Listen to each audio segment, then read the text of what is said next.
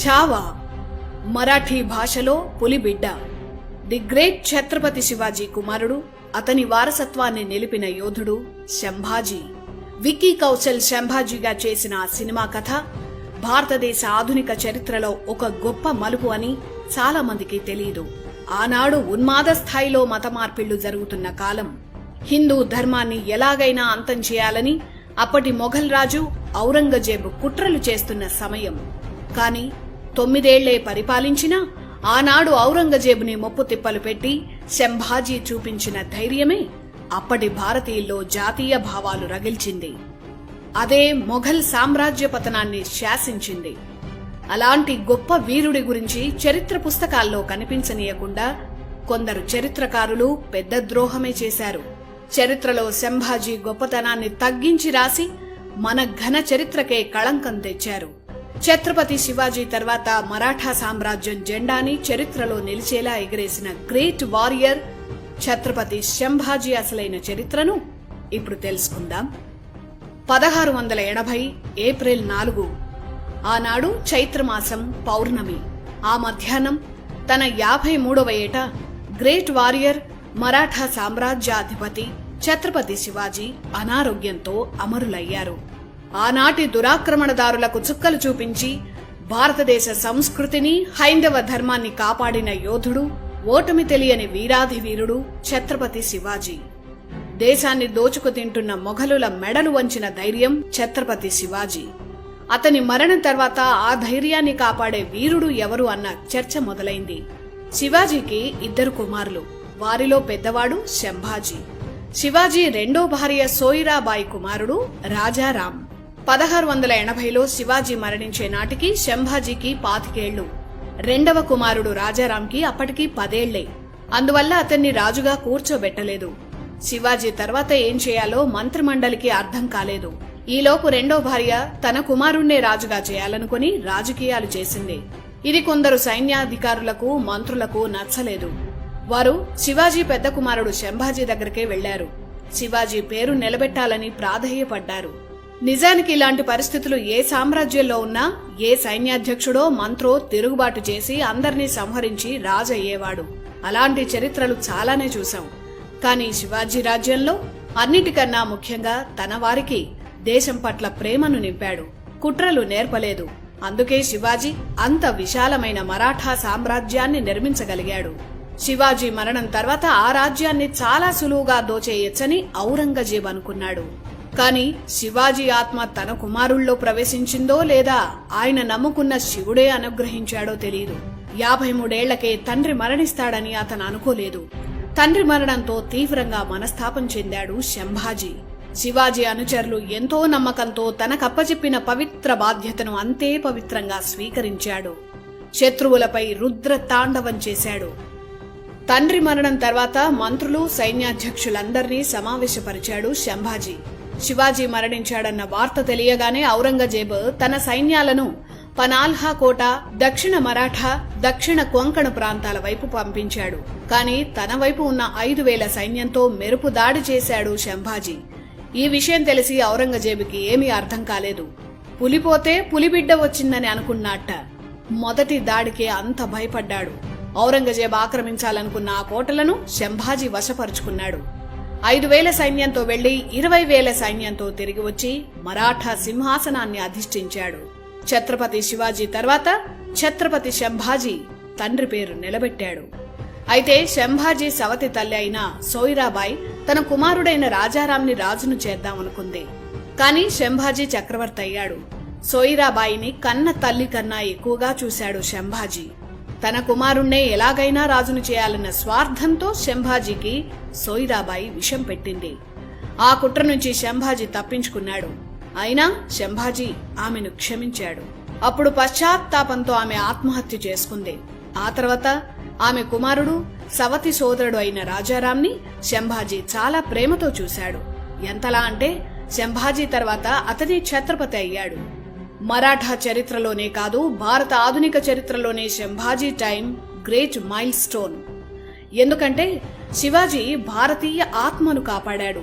శంభాజీ తన త్యాగాలతో ప్రతి గడపలోనూ జాతీయ భావాలను నిద్రలేపాడు. 1857 స్వతంత్ర పోరాటాన్ని చరిత్రకారులు తక్కువ చేసి ఎలాగైతే చూపించారో అలాగే దురాక్రమణదారులపై సంభాజీ చేసిన పోరాట చరిత్రపై కూడా మన హిస్టోరియన్లు అదే ఫార్ములా ప్రయోగించి తక్కువ చేసి చూపించారు. శివాజీ షేర్ అయితే సంభాజీ ఛావా అంటే పులిబిడ్డ అని అర్థం. అప్పట్లో మరాఠాలు సంభాజీని ఛావా అని పిలిచేవారు. సంభాజీ బతికున్న నాళ్లు అతని నీడను కూడా తాకలేకపోయాడు ఔరంగజేబ్. అతని పేరు వింటేనే మొఘల్ సైన్యం వణికిపోయేది. 1681 నుంచి ఔరంగజేబ్ మరాఠా రాజ్యమైన దక్కన్పై దాడి చేస్తూనే ఉన్నాడు. చివరికి మరాఠాలను గెలవాలన్న కల కలగానే మిగిలి ఆ మనస్తాపంతోనే ఔరంగజేబు చనిపోయాడు. సంభాజీ బతికున్న నాళ్లు యుద్ధంలోనే ఉన్నాడు. ఔరంగజేబ్తో యుద్ధమే 4 ఏళ్లు జరిగింది. అన్నాళ్లు యుద్ధం చేసినా ఔరంగజేబ్ సంభాజీ నీడను కూడా తాకలేకపోయాడు. ఇటు బీజాపూర్ అటు గోల్కొండ అప్పటికి మరాఠా సామ్రాజ్యంతో పాటు విస్తరిస్తున్నాయి. ఆ రాజ్యాలను ఆక్రమిస్తే మధ్యలో ఉన్న మరాఠా రాజ్యానికి చెక్ పెట్టినట్లవుతుందని ఔరంగజేబ్ అనుకున్నాడు. ఆ 2 రాజ్యాలను ఆక్రమించాడు. అయితే ఆ 2 రాజ్యాల సైనికుల్లో చాలా మంది ఔరంగజేబు దగ్గర పనిచేయడం ఇష్టం లేక సంభాజీ సైన్యంలో చేరిపోయారు. అలా మరాఠా సైన్యం రెట్టింపైంది. ఇది ఊహించని ఔరంగజేబుకి ఏం చేయాలో అర్థం కాలేదు. తన జీవితంలో తాను చేసిన అతిపెద్ద రాజకీయ తప్పిదం బీజాపూర్ గోల్కొండపై దాడి చేయడమే అని అతనే 10 సార్లు చెప్పుకొని తల కొట్టుకున్నాడు. శివాజీ తర్వాత సంభాజీ 9 ఏళ్లు మరాఠా సామ్రాజ్యాన్ని పాలించాడు. ఇందులో 4 ఏళ్లు ఔరంగజేబ్తో యుద్ధమే సరిపోయింది. మిగిలిన 5 ఏళ్లలో మొఘలులు, మరోవైపు పోర్చుగీస్ వారు, మరోవైపు అప్పుడప్పుడే పాతుకుపోతున్న బ్రిటిష్, ఇలా అన్ని వైపులా శత్రువులున్నా వారందర్నీ ఓడించాడు సంభాజీ. విదేశీ దురాక్రమణదారులను చిత్తు చేసిన సంభాజీ ఇంటి దొంగ చేసిన కుట్రకు బలైపోయాడు. 1689లో సంభాజీ తన మంత్రి కవి కలష్తో సంగమేశ్వరం వెళ్లాడు. అక్కడే మొఘలులకు దొరికిపోయాడు. చరిత్ర పుస్తకాల్లో అతను తాగిన మత్తులో దొరికిపోయాడని చేతికొచ్చిన అబద్ధాలన్నీ చరిత్రకారులు రాశారు. అది దారుణమైన తప్పుడు రాత. సంభాజీకి బావ అయ్యే గజోజీ అనే బంధువు చేసిన కుట్ర వల్ల సంభాజీ దొరికిపోయాడు. సంభాజీ సంగమేశ్వరం వెళుతున్నాడన్న సమాచారం మొఘలులకు అందించాడు ఆ ద్రోహి. అలా మొఘల్ సర్దార్ ముకరాబ్ ఖాన్ కుట్ర చేసి వెన్నుపోటు పొడిచి సంభాజీని దొంగ దెబ్బతీశాడు. 9 ఏళ్ల పాటు 5 లక్షల మంది సైనిక బలం ఉన్న ఔరంగజేబు సంభాజీ నీడను కూడా తాకలేకపోయాడు. కానీ ఒక నమ్మక ద్రోహి చేసిన కుట్ర వల్ల ఛత్రపతి సంభాజీ దొరికిపోయాడు. సంభాజీకి మొఘలులు చేసిన అవమానం, హింస తెలుసుకుంటే రక్తం మరుగుతుంది. మొఘలులు ఎంత మతోన్మాదులో, ఔరంగజేబు ఎంత దుర్మార్గుడో అర్థమవుతుంది.